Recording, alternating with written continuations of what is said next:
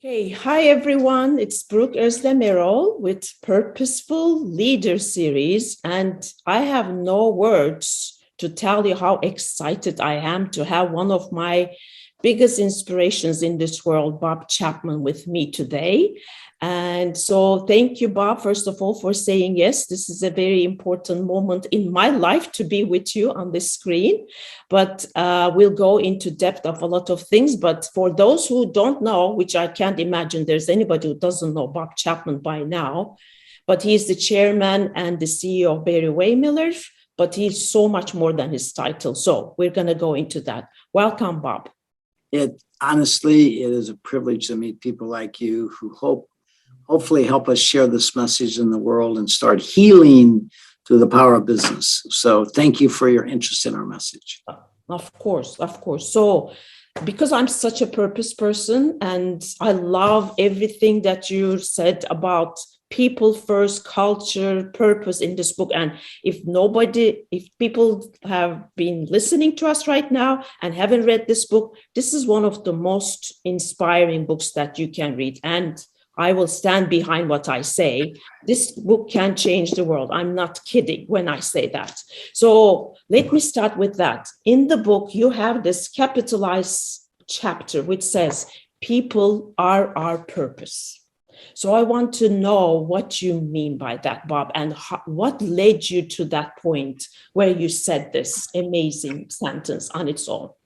Well, it was a period of transformation I went through where I had some revelations that awakened me to this truly human leadership. And again, the first one was in 1997. Again, I'd had a very traditional career and I was very successful financially.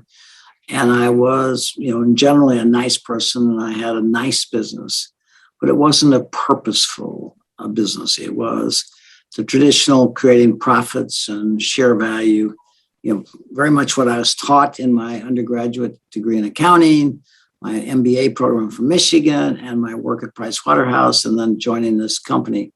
So I would say to you, the first half of my education was very traditional, but these revelations where I realized that business could be a source for good in the world if we simply cared about the people we had the privilege of leading. And the culmination of that, which most people remember in the world from my book and my talks, that resonates with every level, is when the day I realized that the 12,000 people that are part of our organization around the world are not engineers, accountants, hourly workers, production workers, office workers.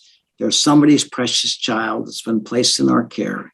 And that the way we would treat those people would profoundly affect the way they would go home and treat their spouses and their children and behave in our community. So those series of revelations made me realize that business could be the most powerful force for good in the world if we simply learned, not just cared, but learned the skills of caring.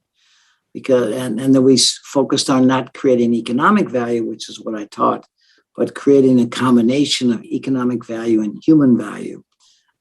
Because I just remind your listeners that prior to the pandemic, when we had the lowest unemployment in 50 years, we were at peace in the world, and we had a strong stock market. So people were making good money, taking vacations, sending their kids to college, et cetera.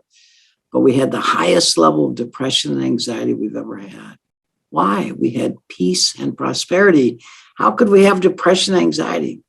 My view is because people didn't feel cared for, they felt used.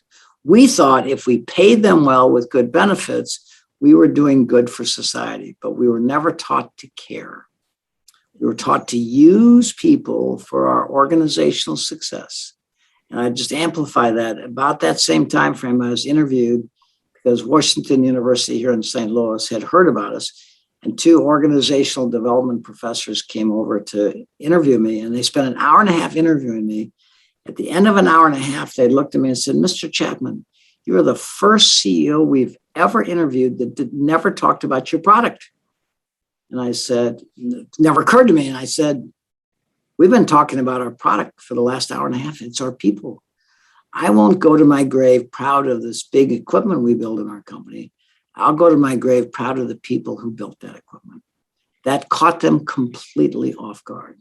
So this journey has been a kind of unique, eclectic journey from what I call management, which is the manipulation of people for my success, to leadership, which is the stewardship of the lives entrusted to us. That's there's so many things in there that I know my audience is already like, oh, well, when can we meet Bob Chapman? But thank you, first of all, that you tell people that that wasn't just your transparency in the book and right now, that you weren't that type of leader. It just didn't happen right away, but it was a continuous learning and caring and seeing people for who they are. And I think there's very rare, and I am following a lot of great leaders out there who are very human, but I still yet to see like them talking about their families. You're not even caring only about the people who work for you, but you always mention in the book and everywhere I watch you that you want to send these people happy and fulfilled to their when they go back at home in the evenings. How did that occur to you, or how did you come to this point? Because it's so rare. I wish it wasn't so rare, but it is rare that you are already even thinking about their families. What does that remember, my business education and undergraduate and graduate, my experience in the world, it was all about creating share value, okay? It's the value of the company, the growth of the company. And so I played the game according to the rules I was taught in my education and what I experienced in the world. And when one day we were having a conference in Green Bay, Wisconsin, to embrace the ideas of continuous improvement or lean manufacturing or the Toyota production system.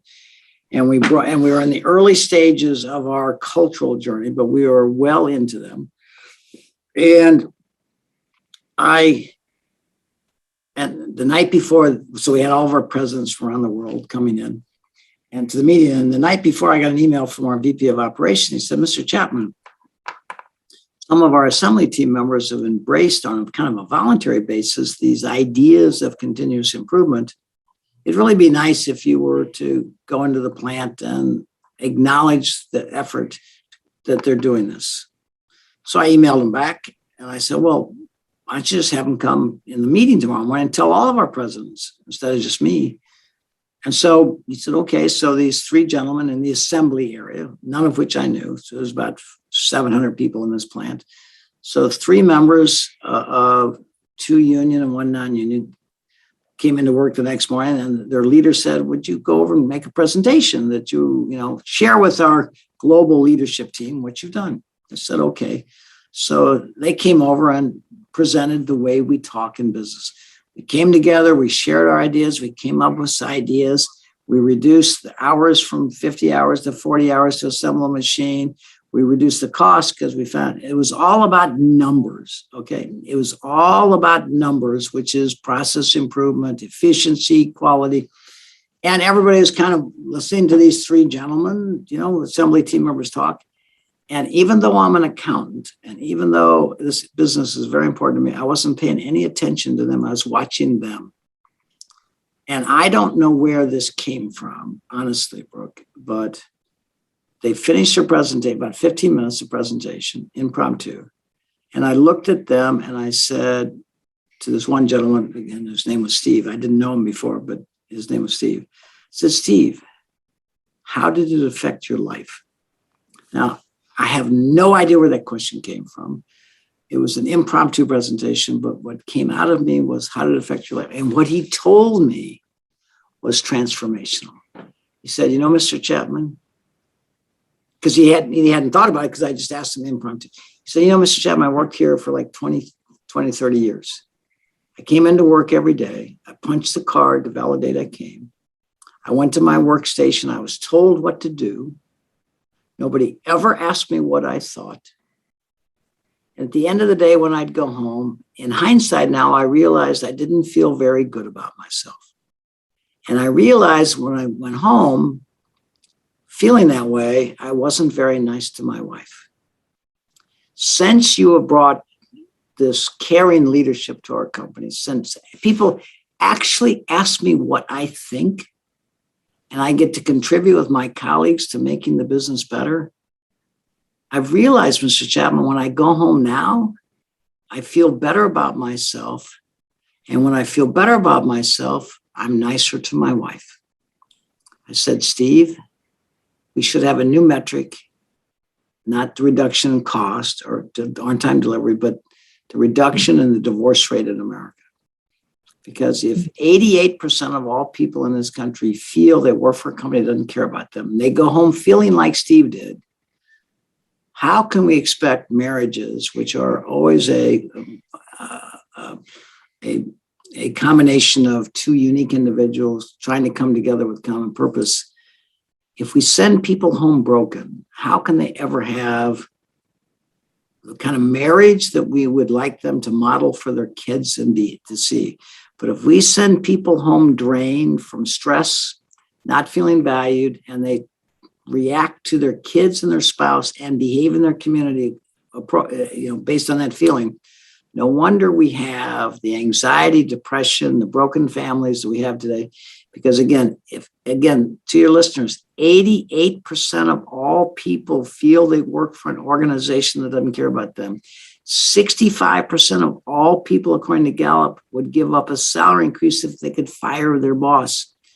There's a 20% increase, according to my co-author, of heart attacks on Monday mornings when people have to go back to work. The statistics, 3 out of 4 people are disengaged with. How can we ever create a beneficial, prosperous environment for human dignity and economic stability if we don't learn to care for the people we have the privilege of?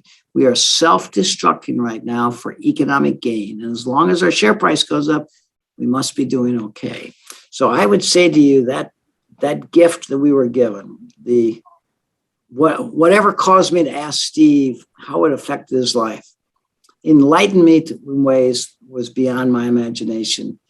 I was never taught, never heard, never read that the way we lead our businesses impacts the way our people go home and treat their families, their kids, their spouses, and behave in our community. So when we look at the behavior of our society right now, the unrest, and we say, what's wrong?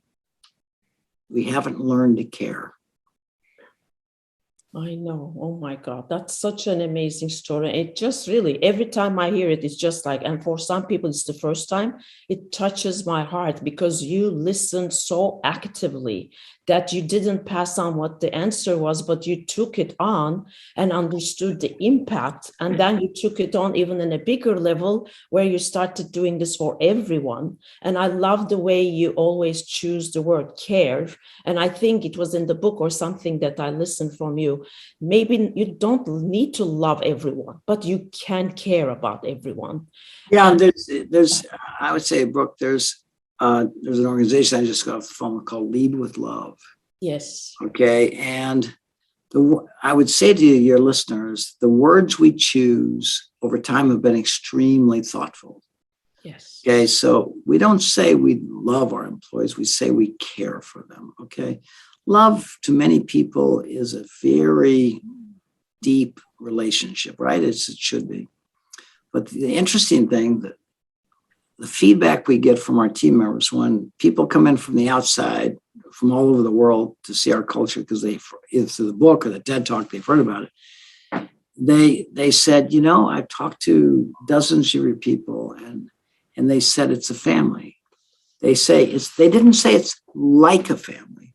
They say it is a family. And I said in that one discussion with one of these guests, he was from the Pentagon and he helped develop military leadership. I said, what's interesting? No, none of those people you talk to are related to each other, so they're not a family. But you know why they use the word family? Because we talked about it. I said, because what does family mean in the English language? It means more than you are blood related. It means the place of ultimate care and safety, right? Family. So when people say it's a family, they don't mean we're related, which professionally that's what the word would mean. They mean I feel safe and cared for, like I would in the ideal family. So the feedback, so the McKinsey people who studied my book and our journey said, the thing they thought was unique about our journey is the questions we asked. And in hindsight, I would say to your listeners, the biggest learnings we've had is from what people have told us. Okay. And I'll give you another quick story that validates that. We were buying a company in France, on the coast of France, in Brittany. A lot of concern about French government intervention in business and kind of, if you will, kind of the workers' councils and laws. But at the end of the day, my board agreed to support my acquiring this business. And so, but in France, the workers' council has to approve the sale of their company. So I flew over to meet with the workers' councils after we agreed to buy the company, but it had to be approved by the workers' councils. And I sat across from, I think it was 6 men and women in their 50s and 60s who represented the team members of this French company. And again, this kind of shows you the magnitude of the impact. So the chairman of the workers' council, Mr. Chapman, it's our responsibility, representing all the team members, for us to validate this, your desire to acquire this company. So we went to Paris, where you have a large operation, and we spent time with your workers' council in Paris.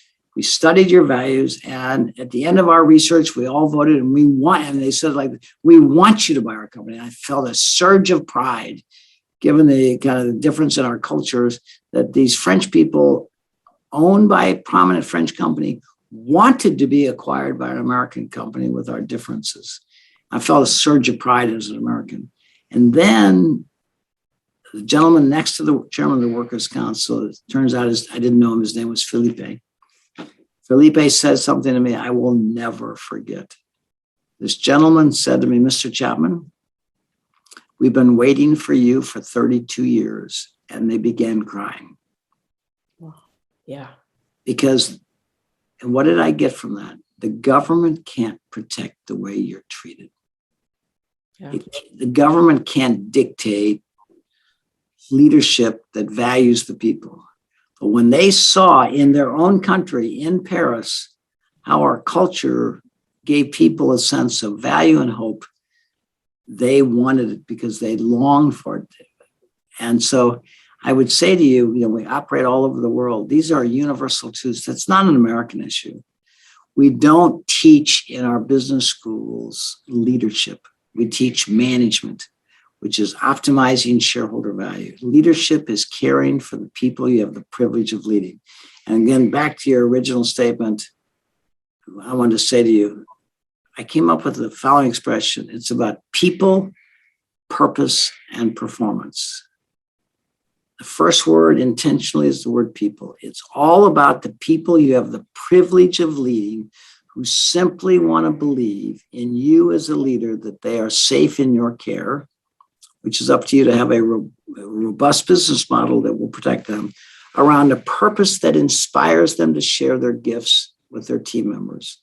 And then you've got to create value. You've got to create economic value. I mean, if you have a job that doesn't make sufficient income to support your family, you're going to compromise your responsibility to your family. If you don't create the kind of return that will give your investors a sense of confidence in you, you will lose the financial foundation that gives you the right to be in business. So it's about people. It starts, the first word is people, around a purpose that inspires them, and then you got to perform. You got to create human and economic value. It's all three. It's not 2 out of 3. It's not 1 out of 3. It's people, purpose, and performance. Okay. And as leaders, we've got to make sure there's an old expression, sometimes you need to get the right people on the bus. I think it's not really true. I think you need to build a safe bus, which is your business model. And then you need drivers who are your leaders, who know how to drive that bus safely and know where they're going. Okay. And then anybody that gets on the bus is going to be just fine. So I don't put the focus on hiring the right people. I think the key is to have the right leaders and the right business models. And then the people in your care will have a sense of comfort and safety that they can count on you to give them a future so they can support their family, share their gifts, and go home each night feeling valued. Yeah, Oh my God. Yes, yes, yes, yes, yes. Everything it's so, first of all, lots of reflections and resonating with what you said. First of all, the guy who said, like, we've been waiting for you for 32 years. And that's exactly how I felt when I read your book. So this is what I knew in my heart of my hearts, that this could be done. And it doesn't only have to be economics, but if you treat your people well, and put a nice, good purpose that everybody can be aligned around, knowing they can contribute, it just changes everything. But until, like, because I'm a business graduate too, so I was never taught these either. Like, what we're taught is to be a good employee or a good manager. That's it, right? So I was even posting something a couple of days ago. What do we need to do for our MBA programs, business programs? We have to have good alternatives to what we have out there. So many things that I can talk forever, but I don't want to be the one to talk. But I love what you said about the family, the impact on them, the business schools, and like how the human and the economics have to come hand in hand, which is not still commonplace, unfortunately. Yeah. So remember, Uh-huh.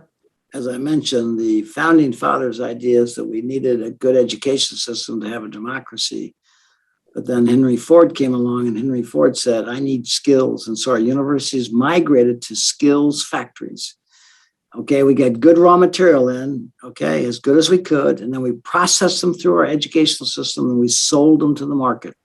And if we got a good price for these students, we must be doing something right. So our universities gave people what they wanted. They didn't give them what they needed. They gave them what they wanted, okay? So if you look back in the Industrial Revolution, when were unions formed? In the 1920s, to protect labor from the greed of management, to protect them. Because these entrepreneurs, these industrialists were making a lot of money. And they saw people as a means for wealth creation through whether we're making cars or tractors or any other mass production products. So what we needed, but we never in our education system said, what the world needs is leaders with a combination of human skills and technical professional skills. So because most people who go through our education system end up being leaders of some size. And we're leaders at home with our family, and we're leaders in our community. So the problem is we teach management, which is the manipulation of others for your success. And we need to teach is leadership, how to care for the people you have the privilege of leading. And we do that in our university. I'm not giving you a theory. I believe that some higher power blessed us with this vision and this transformation. And so what I'm sharing with you is what people say. They say, whether it's Bill Urey, World Peace Negotiator, McKinsey Partners, the Harvard professors, everybody says after they spend time with our people, I've never seen anything like this. Okay. Why? It's not the writing birthday cards on their birthday or anniversary cards, or I hear your daughter's sick. It's every day making sure that our leaders, as best we can, have the skills and the courage to care for the people. But it's not just about caring. You got to make sure you have a safe bus. You got to make sure you got a rope. You can't be good to your people unless you have a good business model, because if you fail economically, you will hurt people, okay? You may lose money, but other people lose their job and their future. So we as leaders have a profound sense of responsibility to the people we have the privilege of leading. And our number one job is to give them a grounded sense of hope for the future. And to share with them the journey we're going on so they can understand and contribute to making the future for each other better. Yeah, thank you. Thank you. And I love how you say that, which is, again, very rare. People always, like the leaders of organizations, usually look at their people saying, like, you have to be really like appreciative that you have a job, especially at the beginning of COVID and the pandemic, and you always say almost the opposite. You always say, I have the privilege to lead these people. These people are giving me the gift of their time. What a different mindset that many people don't still understand to this day. So that's fascinating to hear each and every time. Yeah, well, I mean, again, nobody ever said this to me, but from my education and my experience, I saw people as functions. You're a receptionist, you're an engineer, you're an accountant, you're a sales. And I might be nice to you because why? Because you're helping me be successful. Okay. So Bill, you're at Harvard would describe that as a me-centric world. It's all about me. Okay. And this series of transformation just flipped it completely upside down. When you look at people not as an engineer, accountant, but sales executive, production worker, hourly worker, and you look at them as somebody's precious child that's been placed in your care, and the way you treat them is going to affect the way they live their lives, which never occurred to me before this revelation.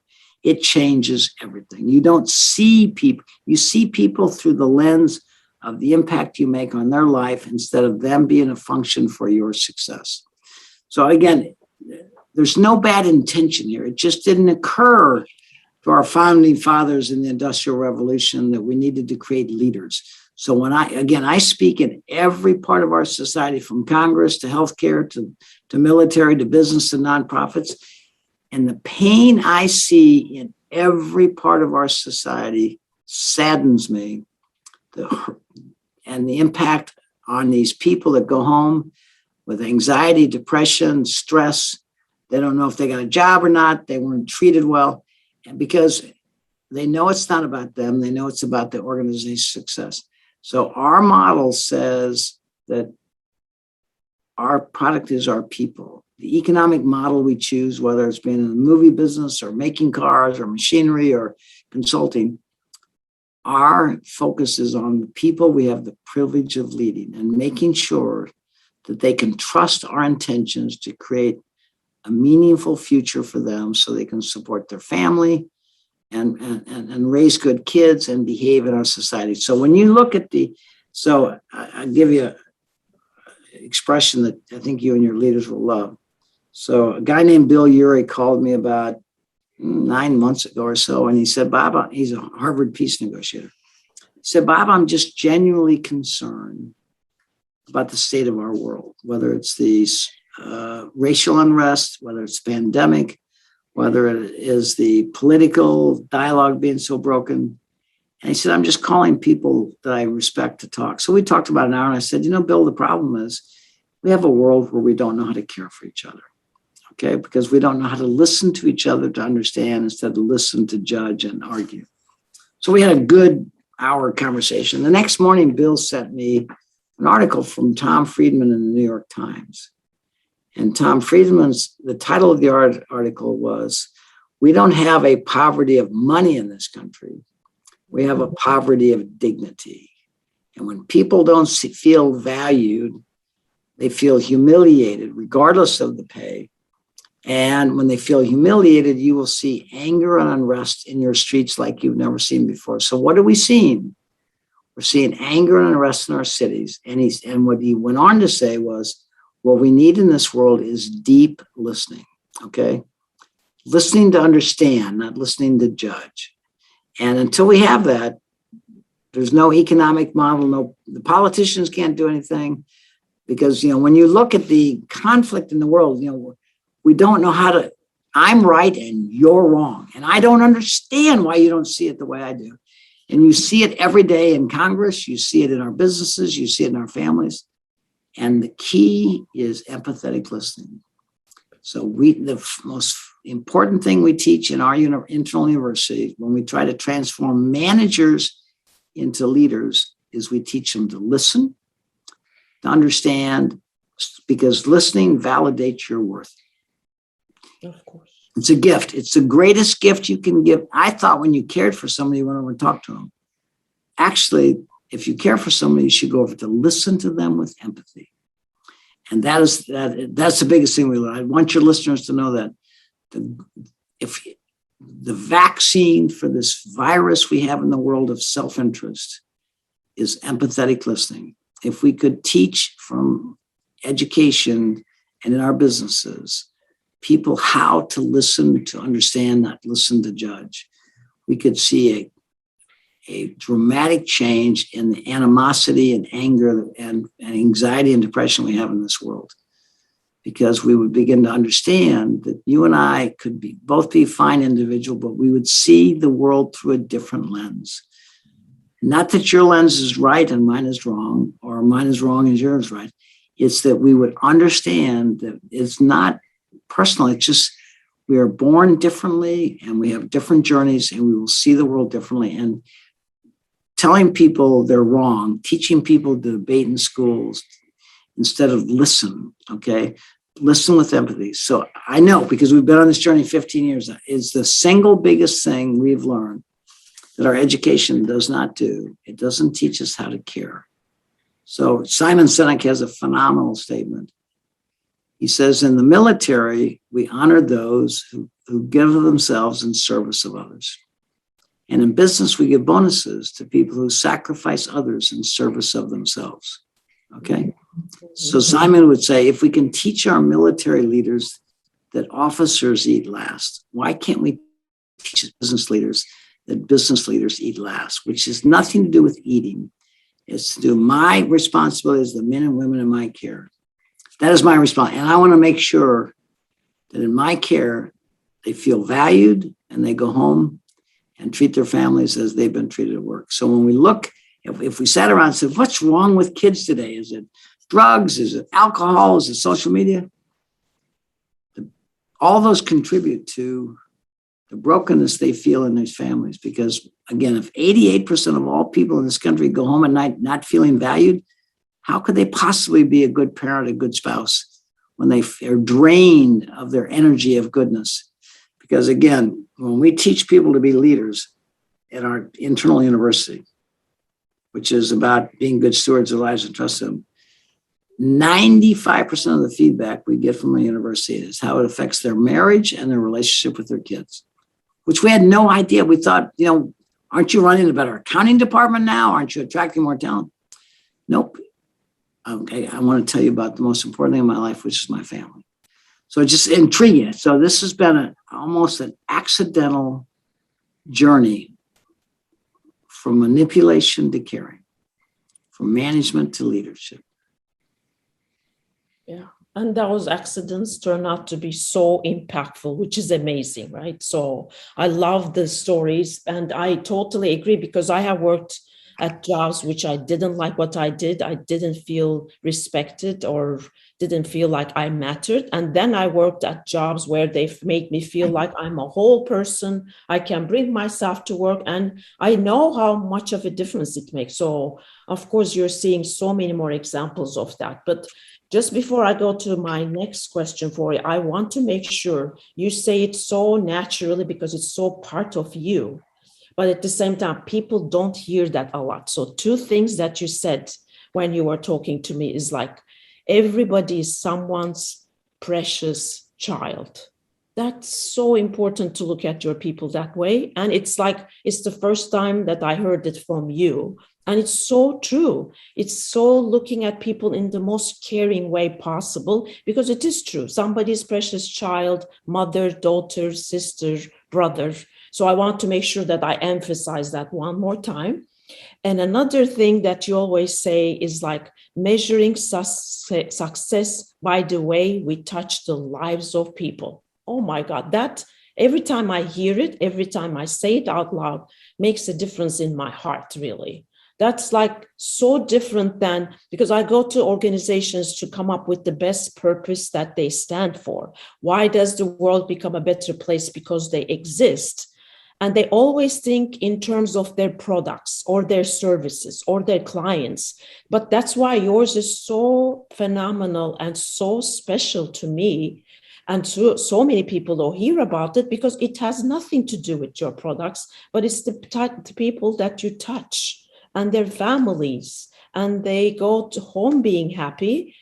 And it's not only that they're happier and more fulfilled, but I think their children are also saying, oh, work can be like this. People can be happy at work. That's the kind of work I want to have, right? So they're inspiring their children who are going to grow up and looking for jobs or become entrepreneurs. So I just couldn't like let these go and want to make sure my audience know these words and sentences, things that you believe in, are amazing and so impactful. Well, again, if you go back as you haven't read my book and see how they occurred to me, I didn't read a book. Nobody coached me. I didn't see a movie. These I call them revelations, and you look at the circumstances, said, and then you see the way they flowed together from why can't business be fun to business is the most powerful force for good in the world to everybody's somebody's precious child. And again, quite often, the most common question I get back is, well, what do you do about the people that don't get it? I mean, that's the most common question. I said, isn't that interesting? I just talked to you about the goodness of people and you want to know to me about the bad, the bad. So, well, let me give you my reaction. I'm sure there's some people that don't get it, but we don't concentrate on the people that don't get it. We concentrate on the people that do. And Bill Urey of Harvard described it as courageous patience, a bus going around a circuit. Okay, so if the truly human leadership bus drives up to you and said, Brooke, would you like to join us on this journey where we care for each other? You say, look, I'm just not ready. I don't feel in my heart ready to engage it. We say, that's okay, Brooke. We're going to be back. Bus goes around the circuit. The bus goes, Brooke, are you ready to join us? Because each of us are uniquely different. We've had uniquely different experiences, and our ability, our mental, our heart ability to accept this. Do they really care about me? Do I want to be a part of it? We want to respect the dignity of every human being and give them time to decide they want to join us. It's called the law of early adoption. And we have a phenomenal gentleman in our plant in Wisconsin who is the story. The people at Harvard met him and they wanted to write a book about him because he went from being the toughest guy in our plant, leave me alone, I don't care, just let me do my job, to he is now a professor and teaches caring. You talk about a transformation. This is one of the most beautiful stories of human transformation. So courageous patience in this case gave Randall a chance to decide when he was ready. And when he did, in his heart, he gave us all else. So we don't force people. We don't judge people. We invite people to join us when they're ready, when they believe this is the way to treat people. And that law of early adoption is a gracious way of saying, Brooke, I don't know your background. I genuinely hope that you will join us, but we want you to do it when your heart and mind say, I'm ready to be a part of it. So that was an important part in our business, is to give people, and again, the vast majority of our people, according to Raj Sisodia in his interviews, came to tears talking about what it feels like. Amy Cuddy at Harvard had a fabulous reaction because Simon Sinek said, you got to come in and see this. So she did. And she's a Harvard professor, top TED Talk. She looked at me and she said, Bob, I have never hugged so many people and cried so much walking through your plant. They wanted to stop me and tell me their story. She said, this is as close to utopia as I've ever seen. Yeah. And Simon Sinek said, I'm no longer a nutty idealist. I've just seen what I dream of. I dream of a world where you could tap anybody on the shoulder, anywhere in the world, say, do you like your job? And they'd say, no, I don't like my job. I love my job. Okay. That's the world we imagine. And when we can send parents home like that, and they can treat their spouse in a way in which their kids watch the way they treat each other and learn from that relationship and go out seeing the inspiration of loving parents. So again, we had no one. We didn't think we had a broken situation. I'd say we had a typical company that was doing well financially, but when these revelations happened, we now know that some higher power is using us to show the world the way we're intended to work together, where people feel valued. And when people feel valued, they feel cared for. And when they feel cared for, they treat others as they've been treated. Yeah, beautiful. And I love that You're not concentrating on people who don't get it, and you have this courageous patience, and you have the invitation. There's no force there. Invitation is such a good word, and I love that. So, like, I know we're coming towards the end, but just one of my last questions is, like, a lot of my audience really also like see if the consciousness level, I know you call them revelations, for any emerging leader, understanding the skills to be better leaders, is there anything more they can do? Is it the consciousness level of the leadership that can also have the impact on the organization? Or does everybody need to wait for revelations to come? What do you advise the new leaders that are emerging nowadays? Yeah, the reason we wrote the book, which is, I told you, sold over 80,000 copies around the world. I think it's in 5 languages, because we believe we were blessed with a leadership model that could heal the brokenness we feel in the world. And we wanted to share it. So it's really Raj Sazodi, my co-author, said technically it's called The Hero's Journey, which is the first third about how did you go from management, Bob, to leadership, to tell my story in a human way. It wasn't a class I went to. It wasn't a program. It was just an awakening of my soul to the purpose of leadership, to these revelations. And then the second 2/3 of the book is how to do it. So in other words, sharing, how do you actualize caring? Because in our unit, remember, the CEO roundtable, the 200 top executives in this country recently came, about 2 years ago now, came out with a statement. At the time, Bernie Sanders was talking about more socialistic attitudes, so they felt, I think, compelled to make a positive statement about the free enterprise. They said we need to care about more than just the shareholders. Beautifully written statement. I know some of these, they're really fine people. The problem is they don't have any idea how to actualize that, okay? Because when they weren't taught in business school, their boards won't support it, and their shareholders won't support it. They want financial returns. If you can be nice, but give me my financial returns, fine. But I once asked our most senior board member, who was on many public company boards, I said, how many times do you talk about culture at your board meetings? And he said, once we talked about executive compensation. That's as close as he could come in his public board. So I would say to you that the book was written on a how-to, and then we created the Leadership Institute with virtually classes for major corporations, which we have 20 people working full-time to help. I think we have 38 clients around the country now, major corporations that want to join us on this journey. So we're not trying to change anybody. We're trying to help people who want to join us, help us create a more caring world through the power of business, so we can send people home fulfilled, and they can treat their families, their kids, their relatives, and their community as they've been treated for 40 hours a week. So we know there's not an ounce of doubt in our mind that we were blessed with this model. There's no way this accountant thought of these things I just shared with you. Okay, some higher power is using us to show how we can heal the brokenness we're all feeling, so that, again, when my granddaughter graduated from high school 4 years ago and everybody was cheering as each child got their diploma, I had tears in my eyes because I knew the world we were sending her into, and it saddened me. And to your listeners, to you, we can change it tomorrow if we simply embrace looking at the people we have the privilege of leading as somebody's precious child that's been placed in our care, knowing that the way we treat them will affect the way they live their life. And we could begin the healing process tomorrow through business, but not just business, through nonprofits, through healthcare. Every part of our society, education, healthcare, military, business, nonprofits, are suffering from the lack of leaders who have the skills and the courage to care for the people they have the privilege of leading. Yeah. Thank you. And I'll have all the links to the book and also the Institute, because as I was reading the book, not knowing the Institute first, and I know you had a different name at the time, but as I was reading the book, I said, hopefully they have some place that everybody can learn from. And then I found out, yes, you have one, and it's not only the internal university. So thank you for doing that. And just as a last statement, which you said so many great gems in here, but like, I know you talk about human revolution after the industrial revolution.